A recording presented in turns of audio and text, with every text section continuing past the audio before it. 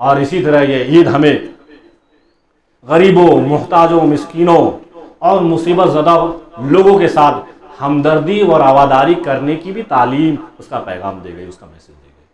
یعنی یہ عید ہمیں غریبوں، مصیبت زدہ، مظلوموں اور جو بیواؤں، یتیموں جو ہیں ان کے ساتھ ہمدردی اور رواداری کرنے کا پیغام دے گئی۔ وہ کس طرح؟ وہ اس طریقے سے کہ ہم نماز عید ادا کرنے سے پہلے کیا کرتے ہیں؟ ہم نماز عید ادا کرنے سے پہلے کیا کرتے ہیں؟ صدقۃ الفطر نکالتے ہیں۔ کیوں نکالتے ہیں؟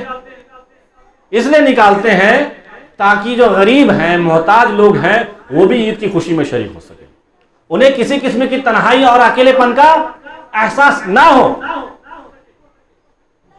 تو اسی طرح یہ عید بھی ہمیں یہ پیغام دیتی ہے کہ ہم کیا کریں، ان کے ساتھ آپسی رواداری اور آپسی ہمدردی کو برقرار رکھیں، یعنی ان کے ساتھ ہمدردی اور رواداری کا سلوک کریں اور ہمیشہ کرتے رہیں۔ یہی نہیں کہ صرف ہمیں عید کے دن یا عید سے پہلے ان کے ساتھ ہمدردی اور رواداری کرنا ہے، نہیں، بلکہ ہم ہمیشہ کے لیے ان کے ساتھ ہمدردی اور رواداری کریں۔ کیوں؟ کیونکہ اپنی خوشی میں خوش ہو لینا یہ عام سی بات ہے، لیکن مزہ تو تب آئے گا جب آپ اپنی خوشی میں، اپنی عید کی خوشی میں ان لوگوں کو شریک کریں گے جو کسی نہ کسی سبب پریشان حال ہیں، بیمار ہیں، غم زدہ ہیں۔ جب آپ ان کو اپنی خوشی میں شریک کرو گے، ان کا آنسو پوچھ کر ان کے چہروں پر مسکان سجانے سے جو خوشی ملے گی، اس خوشی کا ہم اندازہ نہیں لگا سکتے۔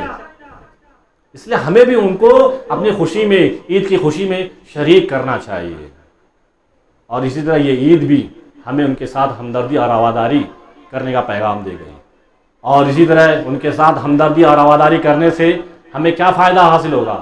ہمیں اس کا یہ فائدہ حاصل ہوگا کہ ہمیں اللہ تعالیٰ کی معیت، اللہ تعالیٰ کا سپورٹ، اللہ تعالیٰ کا ساتھ ملے گا، جیسا کہ نبی کریم صلی اللہ علیہ وسلم کا ارشاد گرامی ہے، واللہ فی عون العبد ما کان العبد فی عون اخیہ، کہ اللہ تعالیٰ بندے کی مدد میں لگا رہتا ہے، اللہ تعالیٰ بندے کی مدد میں لگا رہتا ہے جب تک ایک بندہ دوسرے بندے کی مدد کرتا رہتا ہے۔